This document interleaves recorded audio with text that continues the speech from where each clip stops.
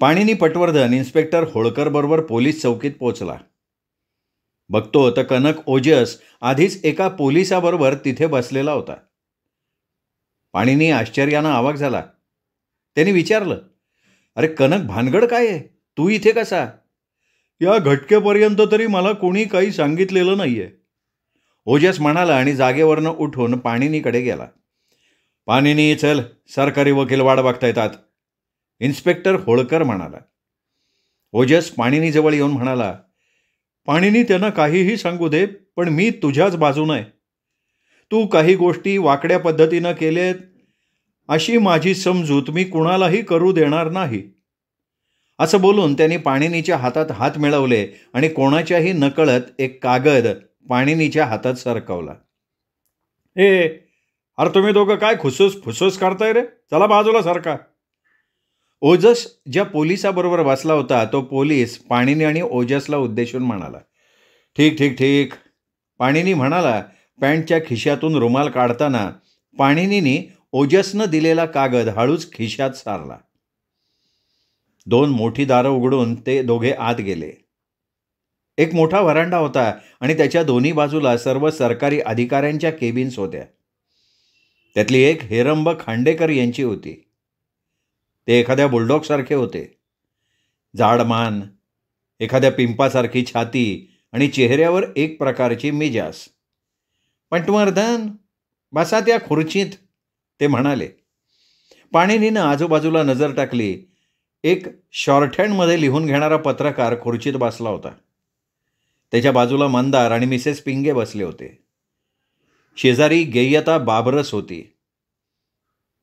ती रडलेली दिसत होती. वरकरणी ती खूप दुखावलेली दिसत होती. काय म्हणताय खांडेकर? पाणिनीने त्यांना विचारलं. माझ्याकडे अशी काही माहिती आहे ज्या आधारे मी तुला अटक करू शकतो पटवर्धन, पण तू वकील आहेस, तुला बोलायची संधी द्यायचं मी ठरवलंय.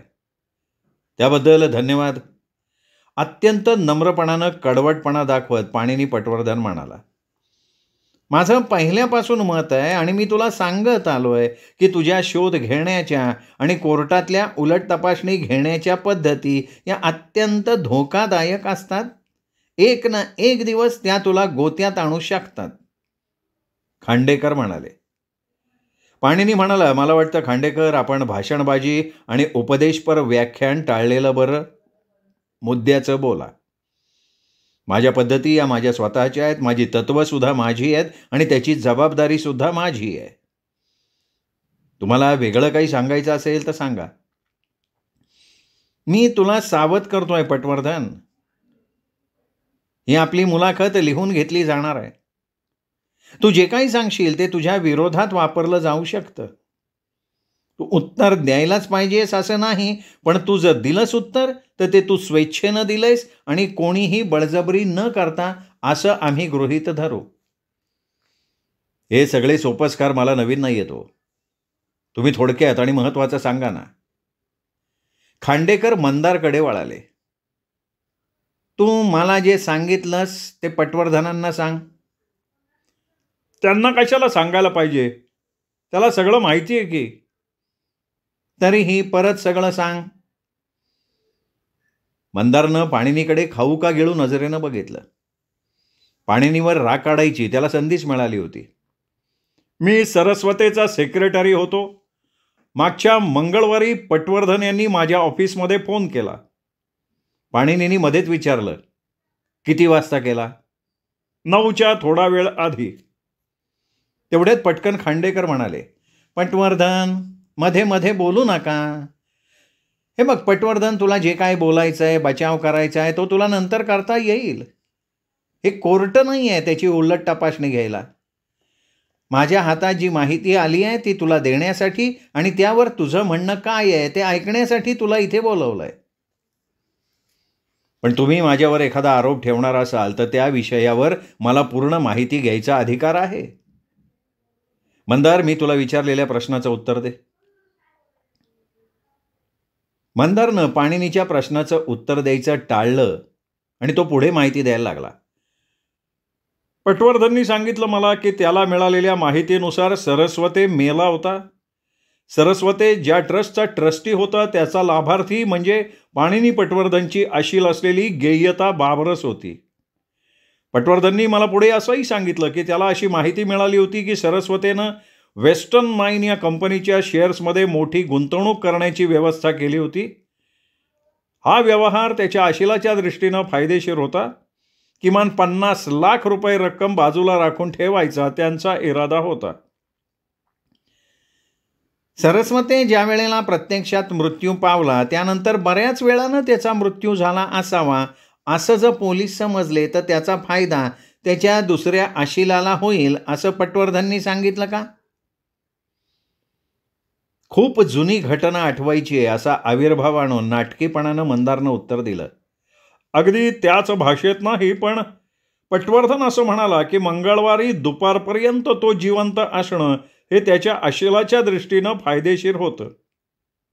एकच अशील का अनेक अशील? अनेक वचनात उल्लेख केला होता त्याने. पिंगेच्या डोळ्यातला विरोध आणि गेय्यता बाबरसचा अप्रत्यक्ष आरोप पाणिनीला दिसला. पाणिनीनी शांतपणे सिगरेट केस बाहेर काढली. नंतर लायटर शोधतोय असं भासून ओजसनं दिलेली चिठ्ठी बाहेर काढली आणि वाचली. चिठ्ठीत लिहिलं होतं, मोकाशी पळाला असून हॉटेलमध्ये खोट्या नावानं राहिला असल्याचा उल्लेख त्या चिठ्ठीत होता. हॉटेलचं नाव आणि ज्या नावानं तो हॉटेलमध्ये राहिला आहे ते नावही दिलेलं होतं. मंदार पुढे सांगायला लागला, पटवर्धननी सांगितलं की एजन्सी ॲक्टनुसार सरस्वते मेल्यानंतर मला व्यवहार पूर्ण करायचा हक्क राहत नाही, पण सगळ्यांच्याच दृष्टीनं सरस्वते मरण्यापूर्वी हा व्यवहार झाला असणं हिताचं आहे. पटवर्धननी मला प्रस्ताव दिला की मी जर त्याला मदत केली तर 10 लाख तो मला देईल. अच्छा, मग तू सहकार्य करायचं मान्य केलंस का? आणि कसलं सहकार्य अपेक्षित होतं त्याला? अजिबात मान्य नाही केलं मी सुरुवातीला, पण मला मोह पडला. तो मला म्हणाला की सरस्वते मंगळवारी 11 वाजता जिवंत होता असं दाखवणं हे त्याच्या अशिलाला फायद्याचं असल्यानं आपण दोघं मिळून एक नाटक करू, ज्यात पटवर्धन त्याच्या सेक्रेटरीतर्फे मला फोन करून सरस्वतेशी बोलायची परवानगी मागणार होता. मग मीच सरस्वतेच्या आवाजात त्याच्याशी बोलायचं असं मला पटवर्धननी सुचवलं. त्याबद्दल मला 10 लाख द्यायचे कबूल केले आणि दिले सुद्धा. मी दुसऱ्या बँकेत ते खोट्या नावानं खातं उघडलं आणि जमा करून टाकलं. हे तू कोणाला सांगितलंयस? नाही, आज सकाळी तुम्हाला बोललो तेवढंच. पटवर्धन, तुला काय म्हणायचं या सगळ्यावर? मला फक्त काही प्रश्न विचारायचे आहेत त्याला. प्रश्न विचारायची ही वेळ आणि ठिकाण योग्य आहे असं मला वाटत नाही. हे काही कोर्ट नाही आहे आणि हा काही खटला चालू नाही आहे. पाणिनीनी त्यांच्या बोलण्याकडे दुर्लक्ष केलं आणि मंदारला विचारलं, तू ज्या खोट्या नावानं कुठल्या तरी बँकेत खातं उघडलंस त्याची माहिती खांडेकरांना मिळाली म्हणून त्यांनी तुझ्याकडे त्याचं स्पष्टीकरण मागितलं आणि त्यासाठी तू ही गोष्ट रचली आहेस. त्यानं असलं काहीही केलेलं नाही आहे. खांडेकर, मी प्रश्न मंदारला विचारलाय त्याचं उत्तर त्यानेच देऊ देत. मला माझी सारासार विवेकबुद्धी स्वस्थ बसू दे ना, म्हणून मी स्वतः खांडेकरांना भेटलो आणि सगळं सांगितलं. नाहीतर कोणालाच त्या खात्याबद्दल माहिती नव्हतं. खांडेकर, तुम्ही लक्षात घ्या काय झालंय ते. मी मंदारला भेटलो तेव्हा त्यांनी कबूल केलं की सरस्वते मेल्याचं त्याला माहीत झालेलं होतं. बोर्गीकर त्याच्याकडचे शेअर्स विकायला उत्सुक होता कारण त्यातून त्याला 50 लाख मिळणार होते. सरस्वते जिवंत असताना व्यवहार झाला तरच तो कायदेशीर ठरेल म्हणून सरस्वते जिवंत आहे हे भासवण्यासाठी बोर्गीकरनं मंदारला 10 लाख देऊ केले. माझ्या भेटीत मी मंदारला सूचित केलं होतं की या 10 लाखावर आयकर खात्याची नजर पडू शकेल आणि तू गोत्यात येशील, आणि त्यासाठी त्यांनी ही गोष्ट रचून सांगितली आहे. हे धादांत खोटं आहे. पाणिनी, असलं काहीतरी कुभांड रचायचा प्रयत्न करू नको. मी बोर्गीकरशी बोललोय हे खरंच आहे की बोर्गीकर जवळचा वैयक्तिक नावाचा शेअर्सचा व्यवहार करायला तो उत्सुक होता, पण त्याला या 10 लाखाबद्दल काही माहिती नाही आणि व्यवहार पूर्ण करतेवेळी सरस्वते मेला होता याची त्याला पुसटशी कल्पना नव्हती. दुसऱ्याला गोवून स्वतःला वाचवता नाही यायचं. पण त्या बोलण्याकडे दुर्लक्ष करत पाणिनी पटवर्धन पुढे बोलत राहिला. बोर्गीकरनी त्याच्या वकिलांचा सल्ला घेतला होता. वकिलांनी त्याला सांगितलं की सरस्वती मेल्यावर एजंट म्हणून मंदारचे अधिकार संपुष्टात येतात, हे खरं आहे. त्यामुळे व्यवहार रद्द होईल आणि बोर्गीकरला मिळालेले पैसे पुन्हा गमवावे लागतील. त्याऐवजी जर पाणिनी पटवर्धननं लाभार्थी गेयता बाबरसचा वकील म्हणून या व्यवहाराला संमती दिली तर मंदार हा गेयता बाबरसचा एजंट म्हणजे प्रतिनिधी ठरेल आणि ती जिवंत असल्यामुळे व्यवहार कायदेशीर ठरेल आणि मग बोर्गीकरला मिळालेली रक्कम गमवावी लागणार नाही. अत्यंत कल्पनारम्य आणि तर्कसंगत. पण पटवर्धन, दुर्दैवानं असं सगळं झालं असल्याचा पुरावा नाही ना तुझ्याकडे. ठीक आहे, मी दुसऱ्या बाजूनं मांडतो मुद्दा. तुमचं काय मिसेस पिंगे, तुम्हीच मला गेयताचं हित जपलं जावं म्हणून नेमलं होतं ना. तुम्ही माझ्याकडे कधी आला ते तुम्हाला माहिती आहे का नाहीच आहे? मी तुम्हाला मंगळवारी सकाळी 10च्या आसपास फोन केला होता, पण त्याआधीच मी येणार आहे आणि तुम्हाला बाबरसची वकिली घ्यायला लागणार आहे हे तुम्हाला माहिती होतं. मला कसं काय माहिती होतं? मी काय तुमच्या मनात शिरून माहिती घेतली? तुम्हाला पळशीकरकडनं कळलं होतं. सोमवारी रात्रीपासून तुम्ही त्याच्याशी संपर्क ठेवून आहात. त्यांनी सोमवारी रात्री तुम्हाला भेटून गेयता बाबरसचं वकीलपत्र घेण्याची गळ घातली. असंच घडलं असेल असं का वाटतं तुम्हाला? त्यांनी मला सांगितलं की मिसेस पिंगे बोलत होत्या, पण तिला मध्येच थांबवत खांडेकर खेकसले, त्याला उत्तर देऊन संधी देऊ नका. खांडेकर, मला सांगा, या मुलाखतीचा हेतू काय आहे? तुला काय घडलं याची माहिती देणं आणि तुझ्यावर कटकारस्थान रचल्याचा आणि गुन्हेगाराला मदत करण्याचा आरोप ठेवून अटक वॉरंट बजावणं. पाणिनी पटवर्धन एकदम शांत होता. कसलाच तणाव त्याच्यावर नव्हता. कोणत्या गुन्ह्यात आणि कोणाला मदत करायचा आरोप? पळशीकरला मदत, सरस्वतीच्या खुनामध्ये. वैशी म्हणजे पळशीकर खुनी आहे तर तुला माहिती आहे रे ते. मला कसं काय माहिती आहे ते? सोमवारी रात्री किंवा मंगळवारी पहाटे तुला तो तुझ्या ऑफिसात भेटला गूढपणे आणि तुला वकिली दिली.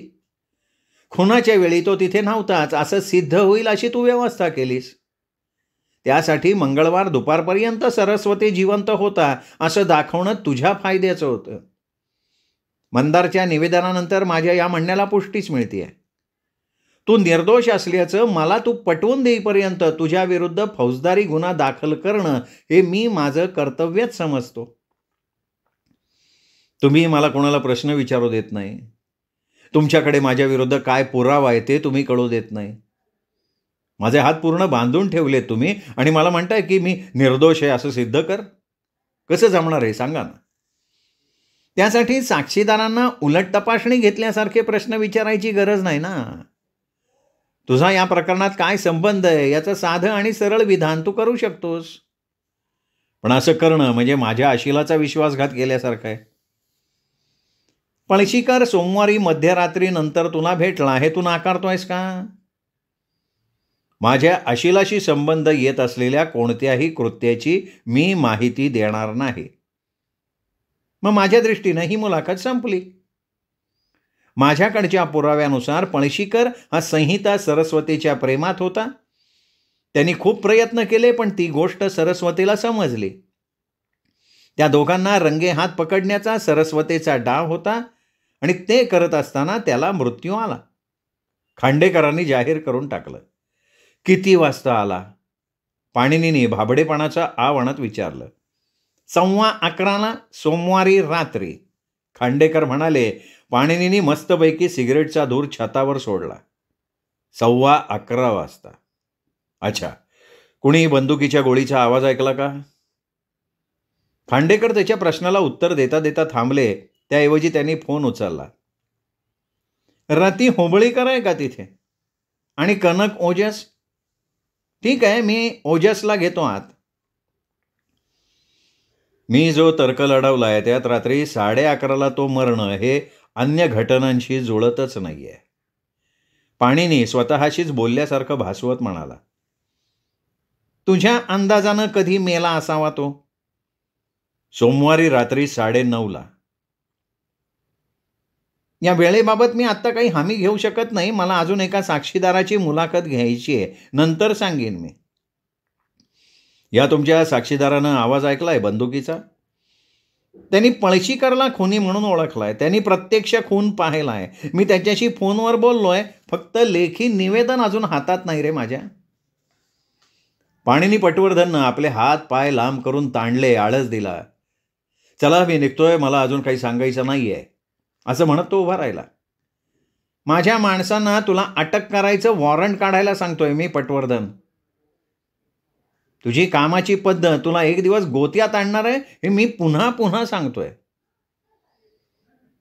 अटकपूर्व जामिनासाठी मी पात्र असेल ना? गुन्हेगाराला मदत करायचा आरोप असेल तुझ्यावर, तुमचं आरोपपत्र तयार आहे? होईल तासाभरात. तोपर्यंत मी अटकेत नाहीये ना.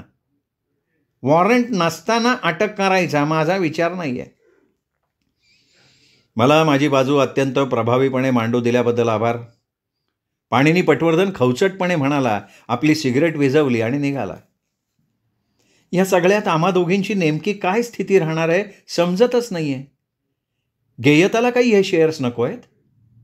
मिसेस पिंगे म्हणाली. मला वाटतं की हा व्यवहार आपल्याला दिवाणी न्यायालयातूनच रद्द करून घ्यावा लागेल. गेयता बाबरस हुंदके देत म्हणाली. प्रत्येकजण माझ्याशी कट केल्यासारखं वागतोय. अफरातफर झालेली रक्कम सोडून बाकीची रक्कम कवडीमोल किमतीच्या शेअर्समध्ये अडकली आहे. तुला त्यांची किंमत कवडी मोलाची आहे असं वाटतंय? पाणिनीने तिला विचारलं. नक्कीच. मग काही न बोलता आणि मागे देखील न बघता पाणिनी दाराबाहेरच्या व्हरांड्यात गेला. वाटेत मंदारनं त्याला जाताना बघितलं. कुठलेही भाव त्याच्या चेहऱ्यावर नव्हते. बाहेर आल्यावर पाणिनीनं आपल्या ऑफिसला फोन केला. गतीनं तो उचलला. कोण असीन मी ओळख? सावधपणे पाणिनी म्हणाला. पलीकडनं फक्त खोकल्याचा आवाज आला. गती, तुला ऐकू येत आहे ना माझं बोलणं? पुन्हा खोकला. अच्छा, म्हणजे ऑफिस पोलिसांच्या नजरेखाली आहे आणि तू तिकडनं बोलू शकत नाहीस, बरोबर? पुन्हा खोकल्याचा आवाज आला. मी काय बोलतोय हे दुसऱ्या लाईनवरनं पोलीस ऐकत नाही आहेत ना? नाही. तू तुझ्या मित्राशी बोलतीयस असं भासव. मी आज नाही येऊ शकत डार्लिंग. साहेबांनी मला खूप काम देऊन ठेवलंय आणि ते काहीतरी अडचणीत आहेत. इथे खूप पोलिसांची नजर आहे ऑफिसवर. डार्लिंग, अरे मला असं लाडात नाही बोलता येणार. मध्येच ती एका पोलिसाला उद्देशून म्हणाली. बघा ना, मी हे पण सांगू शकत नाही माझ्या मित्राला की तुम्ही सगळ्यांनी नजर ठेवली आहे माझ्यावर. सौम्या कुठे आहे हे समजलंय का? तिच्याशी संपर्क झालाय ना? तिला तू फोन करू शकतेस ना? डार्लिंग, तुला सांगितलं ना मी. अरे भेटले नाही तरी तुला फोन करू शकते. पाणिनीने काय ते ओळखलं. बाथरूमला जाते असं भासवून जा. तिथे जवळ जो इंटरकॉम आहे त्यातून सौम्याला निरोप दे की पोर्टेबल टाईपरायटर घेऊन हॉटेल सी विंडमध्ये मला भेट आणि लगेच निघायला सांग तिला. पाणिनीनं फोन ठेवेपर्यंत त्याला तो पोलीस गतीशी बोलताना ऐकू आलं. मला तुझ्याशी आत्ता बोललेल्या मित्राचं नाव दे, पत्ता दे. पाणिनी पुढच्या 10 मिनिटात सी विंड हॉटेलमध्ये पोहोचला. तेवढ्यात सौम्या तिथे आलीच. कितपत गंभीर आहे सगळं? तिने विचारलं. पाणिनीने तिला मंदारनं खोटी गोष्ट रचून त्याला अडकवण्याचा कसा प्रयत्न केला ते सांगितलं. मग पुढे काय करायचं आपण? या हॉटेलात हरकिसन हर्षे या नावानं राहिलेल्या एका माणसाप्रती आपल्याला आदरभाव व्यक्त करायचा आहे. त्याची खोली शोधून काढायची आहे. हो. सौम्यानं एका फोन बूथमधनं हॉटेलच्या स्वागत कक्षाला फोन लावला. मी वन अँड ओनली या मॉलमधनं बोलतेय. हरकिसन हर्षेंना त्यांच्या एका मित्रानं सरप्राईज गिफ्ट पाठवलं आहे. मला बाकी काही नको आहे. ते 520 नंबरमध्ये आहेत ना, एवढीच खात्री करून घ्यायची होती. बरं 409 का? सॉरी हां, ऐकण्यात चूक झाली आमची. आभारी आहे. पाणिनी खुश झाला. सौम्याला बाजूला सारून त्यांनी ओजसच्या ऑफिसला फोन लावला. ओजसच्या सहकार्यानं तो घेतला. पाणिनी म्हणाला, मी पाणिनी पटवर्धन बोलतोय. मला अगदी तातडीनं तुमचा एक माणूस सी विंड हॉटेलच्या खोली नंबर 409मध्ये पाठवा. हा माणूस दिसायला आणि प्रत्यक्षात एकदम दणकट रांगडा हवा आहे. मी त्या खोलीत असेनच. तो आत आला की त्याने 2 बोटं वर करून मला खूण करायची, म्हणजे तो आपलाच माणूस आहे हे मला कळेल. मी त्याला सांगेपर्यंत त्यांनी काहीही बोलायचं नाही. समजलं सगळं नीट? त्यांनी फोन ठेवला आणि सौम्याला म्हणाला, चला जाऊया आता. ते दोघे 409 क्रमांकाच्या खोलीसमोर उभे राहिले. पाणिनीने दार वाजवलं. आतून त्या अनाथालयात काम करणाऱ्या आणि गाडीखाली पैसे ठेवणाऱ्या मोकाशी नामक इसमाचा क्षीण आवाज आला. कोण आहे? सौम्यानं बाहेरनं उत्तर दिलं, सर, टॉवेल्स आणलेत बदलायला. दार आतून उघडलं गेलं. पाणिनी लगेच आत घुसला. सौम्याला आत घेतलं. मागून दार बंद करून घेतलं. विस्फारलेल्या डोळ्यांनी मोकाशीनं त्या दोघांकडे बघितलं. सौम्या, बाथरूममध्ये कोणी नाही आहे ना बघ, पाणिनी म्हणाला आणि त्यानं स्वतः कपाटाची दारं उघडून तपासली. सौम्या टेबलावर टाईपरायटर ठेवून त्यात कागद घालून जय्यत तयारीत बसली. तू फसवला गेलेला माणूस आहेस. तू काही केलं असशील असं वाटत नाही मला, पण त्यांनी बळीचा बाकरा केलाय. मोकाशी, तुला फक्त पैसा दिसत होता, त्याशिवाय तुला काहीही नको होतं, आणि त्यासाठी कोणीही काहीही सांगितलं तरी तू ऐकलं असतंस. तुम्ही काय बोलताय हे मला कळत नाही हो. त्याच्या बोलण्याकडे पाणिनीने लक्षही दिलं नाही. मोकाशी, खून होताना तू बघितलंयस असं सांगण्यासाठी तुला पैसे देण्यात आले होते. तुला सांगितलं गेलं की पळशीकर पण मेलाय, त्यामुळे तू सांगतोयस हे नाकारणारं कोणी नाही म्हणून तू बोलायला तयार झालास. आणि तू सांगितलंस की पळशीकरनं सरस्वतीला गोळी घालताना तू बघितलंयस. तू त्यावेळी तिथे होतास. मोकाशीच्या चेहऱ्यावरचे भाव गंभीर होत गेले. पाणिनी पुढे बोलायला लागला, पण तू एक गोष्ट विसरलास की खऱ्या खुनाचा आरोप पळशीकरवर यावा असं वाटत नव्हतं. त्याची तशी इच्छाही नव्हती. अजून आठवडाभरानं काय होणार आहे माहिती आहे मोकाशी? पळशीकर हजर होईल अचानक. त्याच्याकडे खुनाच्या वेळेला तो तिथे नव्हता हे सिद्ध करणारा पुरावा असेल, म्हणजे तो आपली ॲलिबी सहज सिद्ध करू शकेल. मग सरकारी वकील असा पवित्रा घेतील की पळशीकर तिथे नव्हता, पण खून झाला तेव्हा मोकाशी तिथे होता, त्यांनीच तसं कबूल केलंय. याचा अर्थ मोकाशी हाच खुनी आहे. तो पळशीकरवर उगाचच आळ आणू पाहत होता. आणि तुझा फाशीचा मार्ग सुकर होऊन जाईल मोकाशी. पळशीकर मेलाय, मोकाशी खिन्नपणे म्हणाला. अरे, तुला वाटतंय तसं. प्रत्यक्षात त्याच्याच गाडीत सापडलेला रक्ताळलेला कोट म्हणजे त्यांनीच पोलिसांच्या डोळ्यात केलेली धूळफेक होती. मोकाशी अस्वस्थपणे चुळबुळत राहिला आणि म्हणाला, नाही, पण मी कुणाला काही सांगितलेलं नाही आहे. नाही कसं? खांडेकरांना सांगितलंस ना तू पोपटासारखं, जसं तुला बोलायला सांगण्यात आलं होतं. सोमवारी रात्री पाऊस पडायला सुरुवात झाल्यावर सरस्वतीला तो त्याच्या गाडीत बसलेला असताना मारण्यात आलं. तो लगेच मेला नाही. रात्री 11 वाजेपर्यंत तो बेशुद्ध अवस्थेत गाडीतच पडून होता. 11 वाजल्यानंतर त्याला त्याच्या घरी हलवण्यात आलं, अंथरुणावर झोपवण्यात आलं. त्यानंतर मात्र तो लगेच मेला. त्याच्या पॅन्टच्या मागच्या खिशात 32 कॅलिबरचं पिस्तूल होतं, पण त्यातून गोळी झाडली गेली नव्हती. त्याच्या कोटाच्या खिशात असलेल्या रुमालावर लिपस्टिकचे ताजे डाग होते. सरस्वतीला त्याची बायको आणि पळशीकर यांच्यातले संबंध माहीत झाले होते. पळशीकरनं जर गाडीत सरस्वतीला बघितलं असतं तर लगेचच गोळी घातली असती आणि तिथनं निघून गेला असता. लिपस्टिकचे डाग रुमालावर पडले नसते. तुझ्या डोक्यातली जळमटं काढून टाक मोकाशी आणि त्या लिपस्टिकवर लक्ष केंद्रित कर. कुणी चुंबन घेतलं असेल सरस्वतीचं? त्याच्या बायकोनी? नक्कीच नाही, कारण ती तर त्याचा द्वेष करत होती. एकच स्त्री होती जिने त्याचं चुंबन घेतलं असण्याची शक्यता होती आणि त्यानीही तिचं घेतलं असेल. ते घेतलं आणि त्याला गोळी घातली. तूच अंदाज मान. मोकाशी, मी तुला 3 मिनिटं देतो फक्त, त्यात तू कबुली दे, कारण हीच तुझी शेवटची आशा आहे. तुम्ही मला नाही अडवू शकत. तेवढ्या धाडकन दार उघडलं गेलं. एक रांगडा माणूस आत आला. त्याने 2 बोटं वर केली. पटवर्धन एकदम उठून उभा राहिला.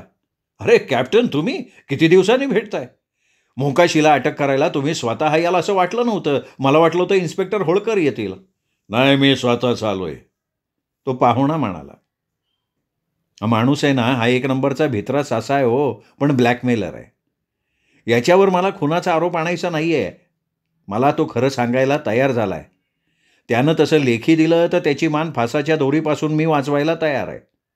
त्याला ना तुम्ही 60 सेकंदांचा वेळ द्या.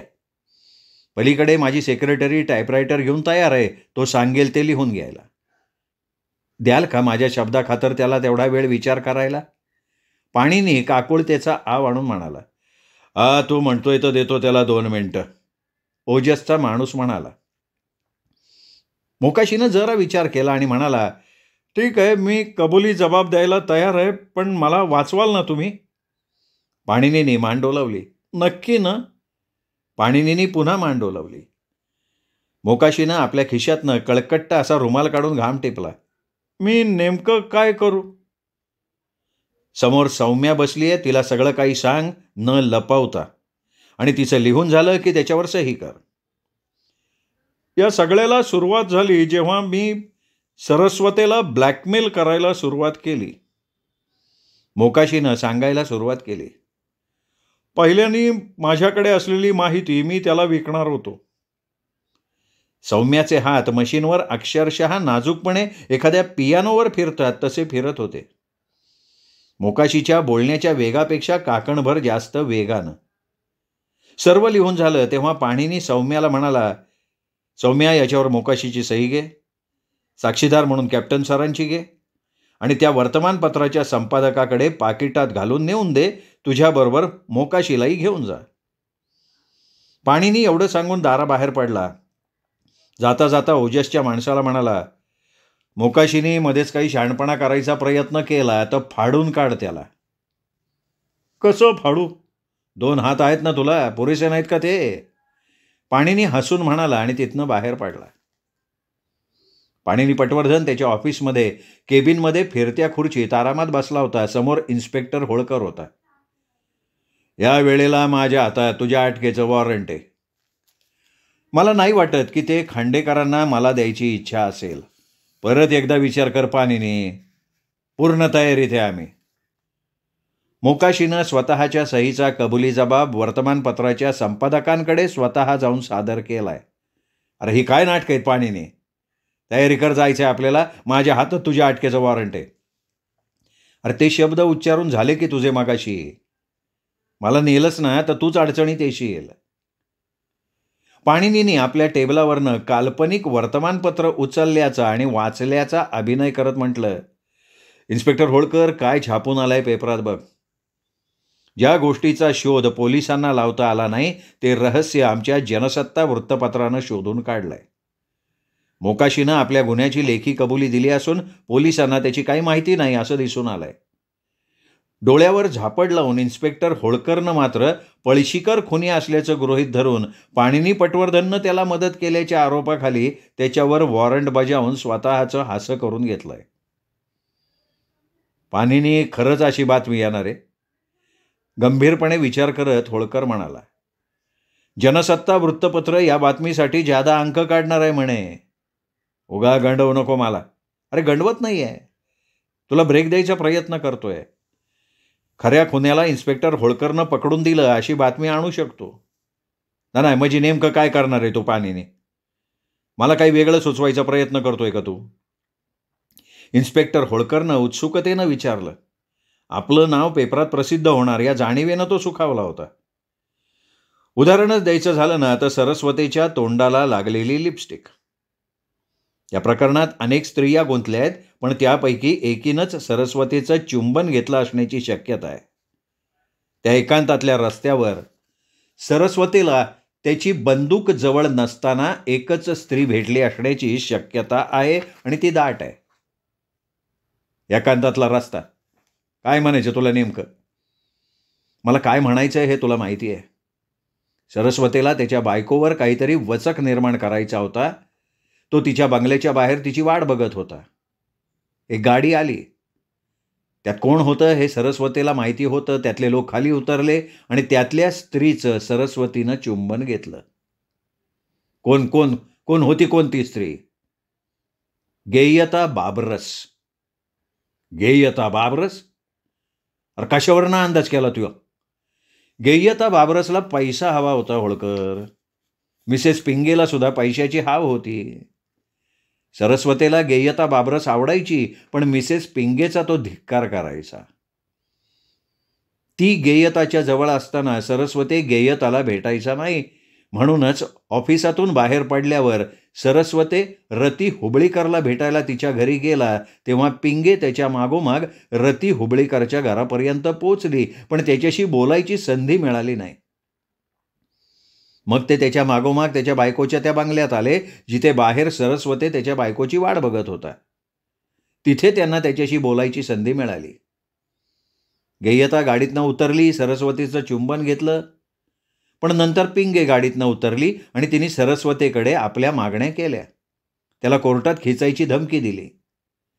सरस्वती तिला हसला आणि म्हणाला, ज्या क्षणी ती कोर्टात जायचा प्रयत्न करेल त्या क्षणी तो सर्वांसमोर उघड करेल की गेय्यता ही तिच्या मुलीची अनवरस मुलगी आहे. फुटलेल्या जहाजाची आणि श्रीलंकेतनं तिला आणण्याची बातमी बकवास आहे. त्याच वेळेला मिसेस पिंगे एकदम चवताळली आणि तिने सरस्वतीला गोळी घातली. लहान पोराला झोपवताना सांगतात ना, तशी गोष्ट आहे ही. अजिबात नाही. माझं हे बोलणं पूर्णपणे तर्कशुद्ध आहे.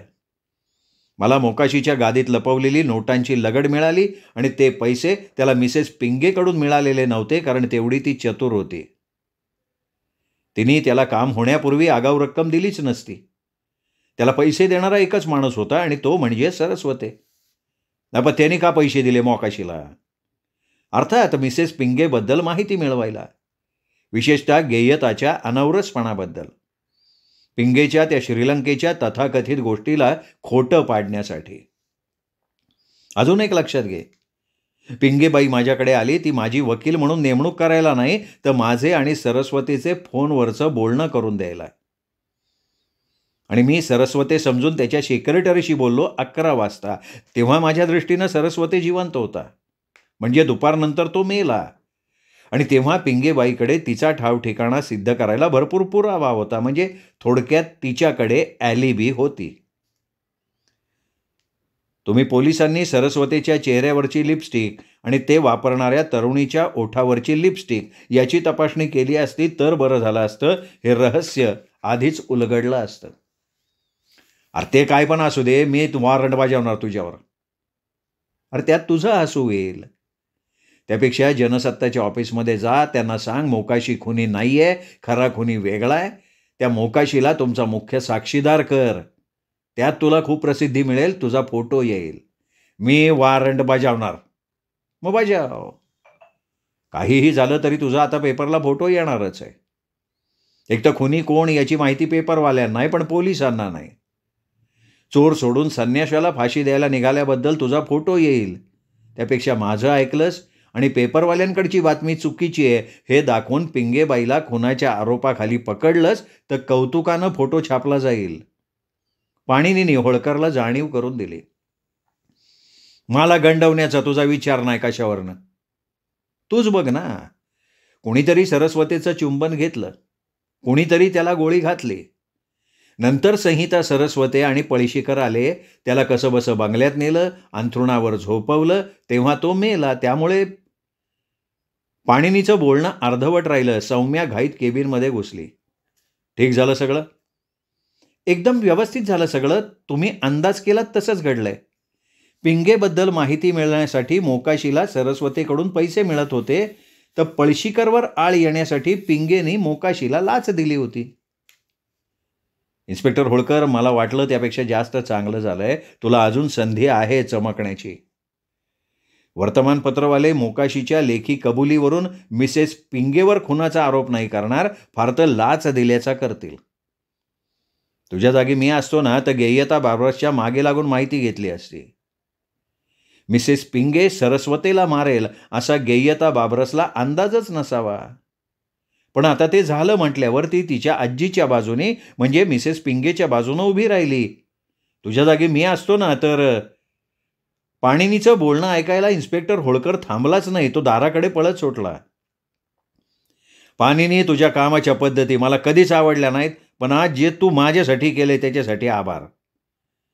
आभार मानल्याबद्दल आभार इन्स्पेक्टर होळकर. दार लावता लावता इन्स्पेक्टर होळकर पुन्हा म्हणाला, तरी पण तू मला आवडत नाही पटवर्धन. आणि मला वाटतं तुला पण मी नाही आवडत. तो बाहेर पडला. दाणकन दार आदळलं. त्यानंतर पाणिनीनं सौम्या आणि कनक ओजसला एका आलिशान हॉटेलात पार्टी दिली. ते जेवत असताना रिसेप्शनिस्ट गतीचा सौम्याला फोन आला. फोनवर बोलताना सौम्या एकदम हसायला लागली. काय झालं? शांभवी पिंगेचा फोन आला होता आपल्या ऑफिसात. गतीनं तो घेतला. तिला तुमची अपॉइंटमेंट हवी आहे. खुनाच्या केसमध्ये तुम्ही तिची वकिली घ्याल का असं ती विचारत होती. सौम्या म्हणाली आणि तिघेही हास्यात सामील झाले. श्रोते हो, इथेच अभय बापट सरांची ॲलिबी ही कादंबरी संपली. कादंबरी कशी वाटली ही कमेंट करून कळवा. या कादंबरीचा प्रत्येक भाग आपल्या मित्रपरिवारात, नातेवाईकात शेअर करायला काहीच हरकत नाही. आणि हो, चॅनल सबस्क्राईब करायचं राहून गेलं असेल तर प्लीज आत्ता वरती उजव्या हाताला जो माझा फोटो दिसतोय त्या फोटोला टच करा आणि चॅनल सबस्क्राईब करा. भेटत राहूया दीपक रेगे कथाकथन चॅनलवर.